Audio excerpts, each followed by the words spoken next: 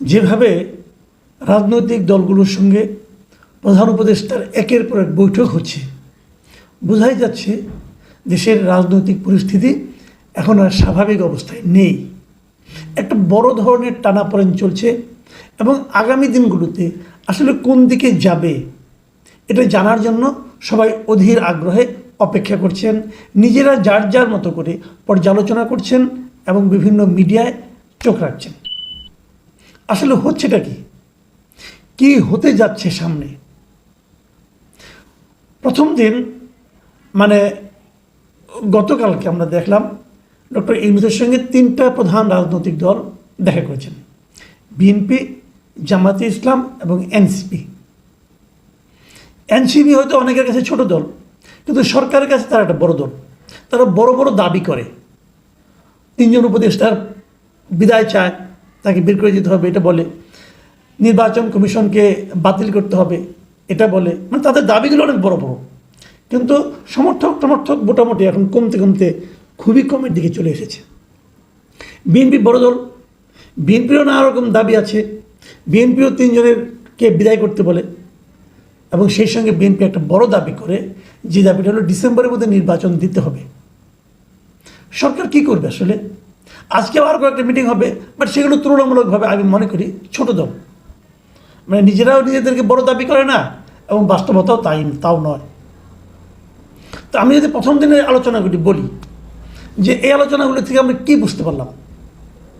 দেখুন, এই আলোচনাগুলি যখন হলো তার আগে 2 দিন, আবার মানে তার আগের কয়েকটা দিন আমরা হিসাব করি, আপনি যদি ঘটনা প্রবাহের কথা একবার চিন্তা করেন তাহলে দেখবেন যে সেনাবাহিনীর কাছ থেকে একটা বক্তব্যের মতো এসেছে বলে আমরা জেনেছি বিভিন্ন মিডিয়াতে। যদিও সেই ঘটনার সেই মিডিয়া প্রচারিত খবরগুলোর ব্যাপারে সেনা বাহিনীর পক্ষ থেকে, সশস্ত্র বাহিনীর পক্ষ থেকে কোনো ধরনের প্রতিবাদ করা হয় নাই, অতএব আমরা ধরে নিতে পারি কথাগুলি মোটামুটি ওরকমই ছিল। এবং সেখানে কী ছিল, কয়েকটা দাবি ছিল সুনির্দিষ্ট। একটা দাবি ছিল যে তারা করিডোর দেবে না, এই মিয়ানমারের এখানে তারা কোনো করিডোর দেবে না রাখাইনদেরকে। দ্বিতীয় দাবিটা ছিল মব ভায়োলেন্স বন্ধ করতে হবে। তৃতীয় দাবিটা ছিল ডিসেম্বরের মধ্যে নির্বাচন করতে হবে। এই তো মোটামুটি 3টা দাবি। এই দাবিগুলো ওঠার পরে আমরা শুনলাম একটা নাটকীয় ব্যাপার, যে একজন এসে বললেন, নাহিদ ইসলাম এসে বললেন যে প্রধানমন্ত্রীর সঙ্গে দেখা করেছে, প্রধান উপদেষ্টার সঙ্গে দেখা করেছেন, প্রধান উপদেষ্টা নাকি পদত্যাগ করার ইচ্ছা প্রকাশ করেছেন। এটা আবার বিভিন্ন মিডিয়াগুলিতে খুব ফলাও করে প্রচার করা হলো। বাট পরে আমার বিবেচনায় আমি এখনও মনে করি এটা একটা ভুয়া নিউজ ছিল। প্রধান উপদেষ্টা পদত্যাগ করতে চেয়েছেন এই কথা কেউ বলে নাই পর্যন্ত, অন্য কোনো সোর্স থেকে কেউ এটাকে কনফার্ম করতে পারেনি। কারণ গতকালকে যখন মিটিং হয়, তাদের অনির্ধারিত মিটিং হয়, সেই মিটিং থেকে বেরোয় এসে পরিকল্পনা উপদেষ্টা যিনি ছিলেন ওয়াহিদুদ্দিন মাহমুদ, প্রফেসর ওয়াহিদুদ্দিন মাহমুদ, খুবই সিনিয়র মানুষ, তিনি কিন্তু স্পষ্ট বলেছেন যে প্রধান উপদেষ্টা কখনো পদত্যাগের কথা বলেননি। আবার আজকেও আমরা দেখলাম যে প্রধান উপদেষ্টা প্রেস সেক্রেটারি উনি যে প্রেস কনফারেন্সটা করেছেন আজকে, যে কালকের মিটিংগুলিতে কী কী আলোচনা হয়েছে, সেখানেও কিন্তু তাকে জিজ্ঞাসা করা হয়েছিল যে প্রধান উপদেষ্টার মনোভাবের, পদত্যাগের মনোভাবের কোনো পরিবর্তন হয়েছে কিনা, এই ধরনের একটা প্রশ্ন একজন করেছেন।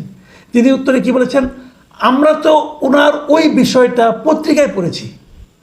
মানে উনিও কিছু জানেন না। তাহলে কে জানেন? একমাত্র নাহিদ ইসলাম জানেন। প্রধান উপদেষ্টা তার সবচেয়ে প্রিয়জন নাহিদ ইসলাম এই কথাটা বলেছিলেন, নাহিদ ইসলাম সেটা প্রচার করেছেন। মোটামুটি একটা মানে পুরাটাই ভিত্তিহীন একটা খবর বলে আমি মনে করি। কিন্তু ওটাকে নিয়ে কিন্তু নাড়াচাড়া হয়েছে কীভাবে?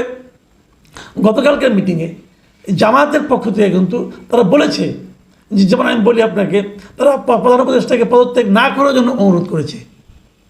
আচ্ছা, যে পদত্যাগ করতেই চান নাই সেটা আবার না করার জন্য অনুরোধ করতে হয় কেন? মানে ওনারাও শোনা কথা প্রতিক্রিয়া ব্যক্ত করেছে। তো এগুলো আসলে এক ধরনের জামাতের যে অবস্থানটা অনেকটা এরকমই। জামাতের কিন্তু কোনো সুনির্দিষ্ট অবস্থান নাই, ওনারা মাঝামাঝি থাকতে চান, এদিকেও যান ওদিকেও যান, কিন্তু সুনির্দিষ্ট অবস্থানে আমি দেখতে পাচ্ছি দুটো সংগঠনকে, এক হলো বিএনপিকে, এক হলো এনসিপিকে। এনসিপির দাবি পরিষ্কার, এনসিপি নির্বাচন কমিশনের পরিবর্তন চান, এনসিপি স্থানীয় সরকার নির্বাচন আগে চায় এবং এনসিপি সরকারের মধ্যে থাকা 3 জন উপদেষ্টার বিদায় চায়। তারা নাকি বিএনপি পন্থী তারা বলছে। আর বিপরীত দিকে বিএনপি বলছে তারাও 3টা দাবি, তারাও 3 জনের পদত্যাগ চায়। 3 জনের পদত্যাগ কাকে চাচ্ছে? এক হলো 2 ছাত্র উপদেষ্টা, আর হলো ডক্টর খলিলুর রহমান, জাতীয় নিরাপত্তা উপদেষ্টা যিনি আছেন তার পদত্যাগ চায়। বিএনপি ডিসেম্বরের মধ্যে নির্বাচন চায় এবং বিএনপি একই সঙ্গে সকল দলের প্রতি এই সরকারের পক্ষপাত মুক্ত আচরণ চায়। এই তিনটা চায়। এরকম বাস্তবতায় প্রধান যে প্রশ্নটা সামনে দাঁড়িয়েছে সেটা হলো আগামী দিনগুলোতে তাহলে কী হবে? সরকার কি বিএনপির দাবিকে মানবে? সরকার কি ডিসেম্বরের মধ্যে নির্বাচন করতে চাইবে?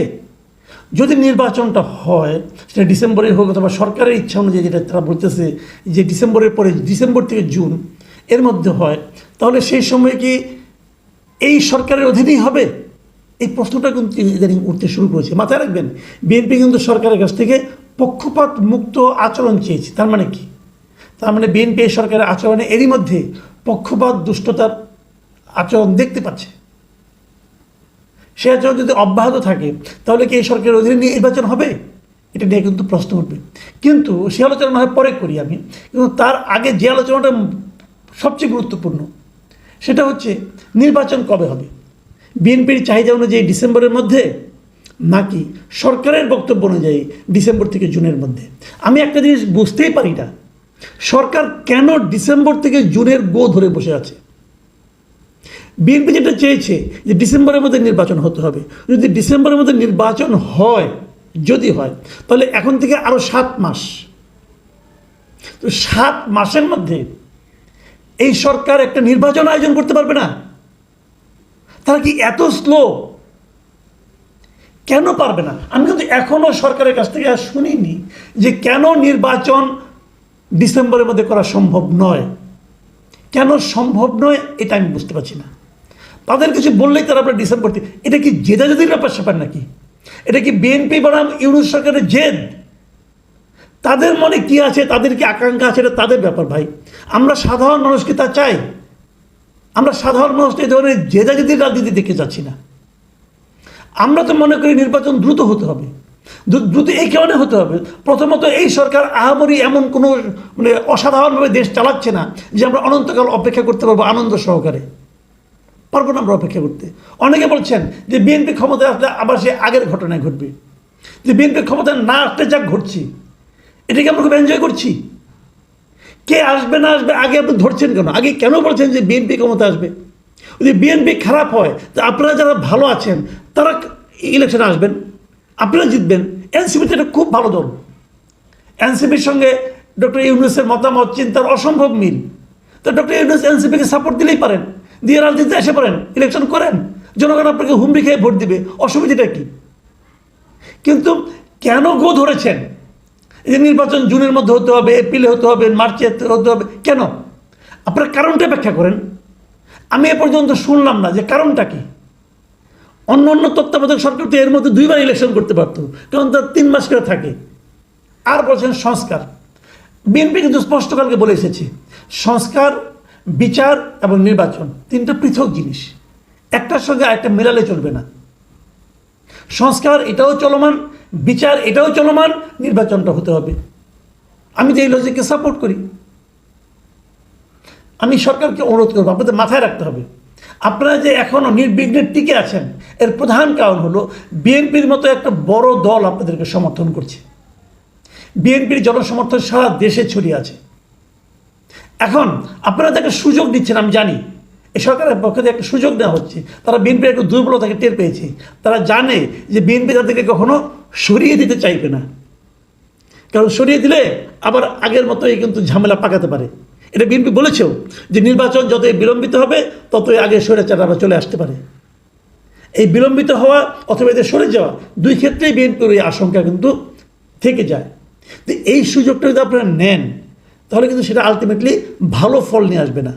ভালো ফল নিয়ে আসবে না এই কারণে, বিএনপি যখনই আপনাদের উপর থেকে সমর্থনটা তুলে নেবে মনে করবেন আপনাদেরকে কেউ গুরুত্ব দিবে না। সারা দুনিয়াতে এরই মধ্যে কিন্তু আপনারা সমালোচিত হতে শুরু করেছেন।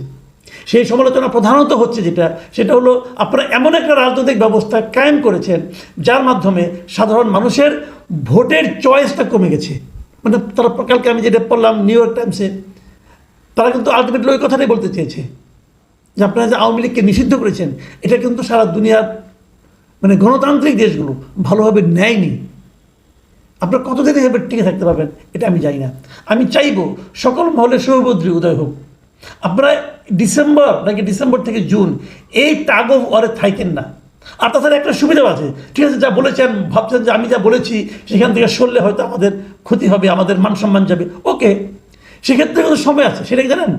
এরা বলেছে ডিসেম্বরের মধ্যে, আর উনি বলেছেন ডিসেম্বর থেকে জুন, তাহলে ডিসেম্বর মাসটা কিন্তু দুই জায়গায় কমন, তো ডিসেম্বর মাসের মধ্যে করলেই তো হয়ে যায়। তো এই কাজটা কি তারা করবেন? প্রিয় দর্শক, এখন